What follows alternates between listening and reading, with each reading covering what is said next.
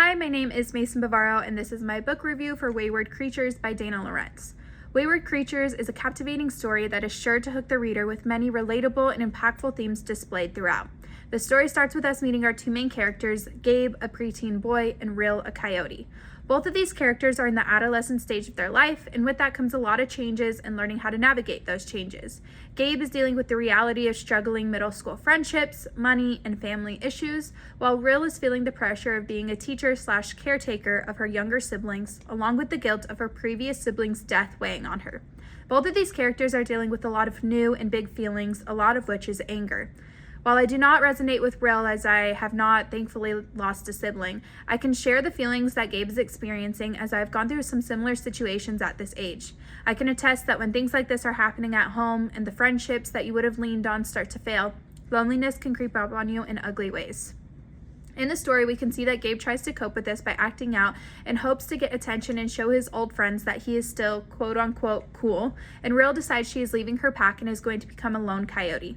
In the story, Gabe is out riding bikes in the park with his old friends and a new kid, Taylor. While hanging out with them, it is clear that Gabe does not like this new kid and feels that he is taking him away from his friends and almost replacing him.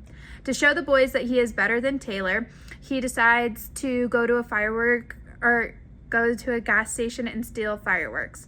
When he makes it back to the park, he decides to shoot the fireworks at Taylor as a joke until it wasn't, and the fireworks ended up hitting shrubs and different plants in the park, lighting the whole place up into flames. While reading this scene, I had a gut-wrenching feeling of panic and hopelessness. I've felt this before when I made a choice that I did not think through and somehow things got out of hand.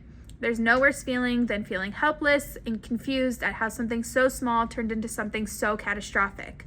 During this time, Rill was in the area as she was roaming around after she had just left her park, and she ended up getting injured by the fire and into a cave to get herself out. Fast forward, Gabe's friends left him before anyone could show up, and Gabe ended up confessing to the police about what happened at the park. Gabe ends up having to come up with a list of people and things he did damage to and how he's going to fix it. One of those things happens to be community service at the park to help restore it. During this time, he finds a hurt Rill in the cave, and the guilt he feels is immeasurable. Right there, he decides that on top of all of his other tasks he is doing, he needs to go ahead and help Rill. As the weeks go by and Gabe is getting all of his tasks done, not only is he doing a great job, but he's finding joy in it and understanding that what he did was wrong and all he wants to do is make up for his mistakes. He's also starting to form a bond with Rill and getting attached to her. I think in this moment, Gabe is not only maturing by realizing that all actions have consequences, but it's how you deal with those consequences that matter. And at some point in everyone's lives, they make mistakes. The real testament is, do you run from those mistakes or do you face them head on? And it's clear that Gabe is choosing the later and not only doing a great job, but thriving emotionally while doing it. Later on in the book, Gabe notices that while he's feeding Rill and checking on her, her injuries don't seem to be getting any better, and if anything, they're getting worse. He decides that he needs to do more for her and that taking her to a doctor is what needs to be done. To his surprise, his friends decide that they want to help since this situation is partly their fault too.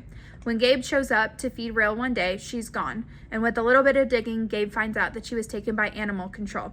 This was a major problem as it had come out in the news earlier that Rill had bitten a child during the fire and was considered a rabid coyote. This label meant that Rill would be put down, which was not going to happen under Gabe's watch. Gabe, his friends, and his family did everything in their power to save Rill. They made a coyote-themed booth at the fair to teach the community about the animal. They made a petition, and they even got news coverage. After all the hard work of the community, Rill was set free back into the woods, healed from all of her injuries. For Rill, this was only the first step of her journey as she needed to find her pack. During her time as a lone coyote, she realized that she is nothing without her family. And while she was angry and upset, there was nothing she regretted more than leaving her family, and there was nothing she would do to get back. There's nothing she wouldn't do to get back to them, and get back to them is exactly what she did. With the help of Teeth, her newfound friend, they located her family and brought them back to their home in the park.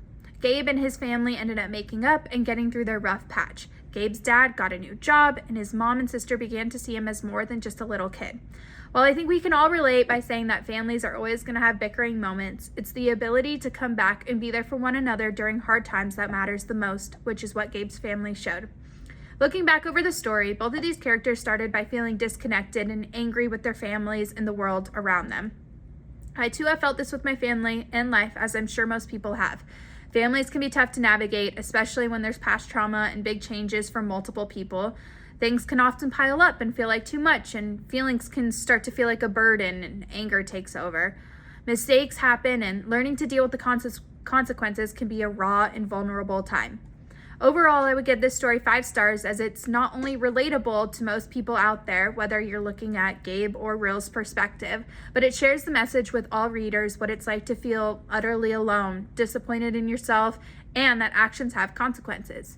But the story also shows the beauty of finding joy in something you did not expect, finding comfort in a new unexpected friend, and overcoming hard times even when it feels impossible.